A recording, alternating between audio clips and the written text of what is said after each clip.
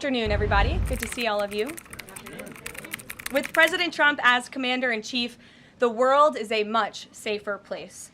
After decades in which past presidents coddled and enabled the world's leading state sponsor of terrorism, President Trump finally ended the immediate threat of a nuclear Iranian regime. Following President Trump's command, the most powerful military in the history of the world executed massive precision strikes on three of the Iranian regime's key nuclear facilities. The objective of Operation Midnight Hammer was to destroy the regime's nuclear enrichment capacity and stop the grave nuclear threat posed to the United States, Israel, and the rest of the free world. The mission, which will go down in the history books, was an overwhelming success. And right now we're on a diplomatic path with Iran. The president and his team, namely Special Envoy Witkoff, continue to be in communication with the Iranians and especially our Gulf and Arab partners in the region to come to an agreement with Iran. And the president mentioned in a Truth Social post that no enriched uranium was moved from Fordow. What about the other two sites, Isfahan and Natanz, and how can the president be so sure that no uranium was moved?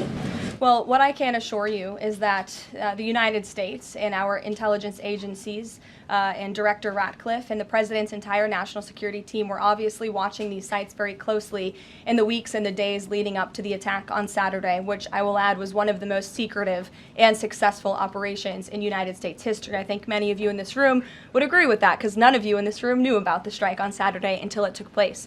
So we were watching closely, and there was no indication to the United States that any of that enriched uranium was moved prior to the strike. From any of the sites? Correct. I know you're looking for this leaker. Is it your belief, I know you said earlier you're not sure if it's on Capitol Hill or at the Pentagon, but is it your belief that it might be in Capitol Hill, and how confident are you that you'll find this leaker?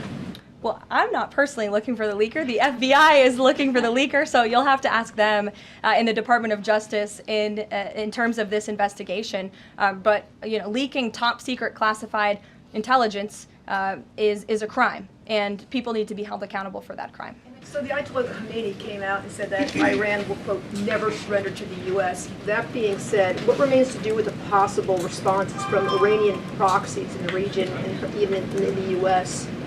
Look, we saw the Ayatollah's video, and when you have a totalitarian regime, you have to save face. I think any common sense, open-minded person knows the truth about the precision strikes on Saturday night. They were wildly successful, and it's what led to the ceasefire agreement between Israel and Iran, which the president is very grateful for. And the United States of America remains prepared to defend our assets and our personnel in the region. And again, I would just emphasize the success of the strike that took place on Saturday night, and the world is a safer place because of it. Thanks, guys, for coming today, and you'll see the president at 4 o'clock. Thanks.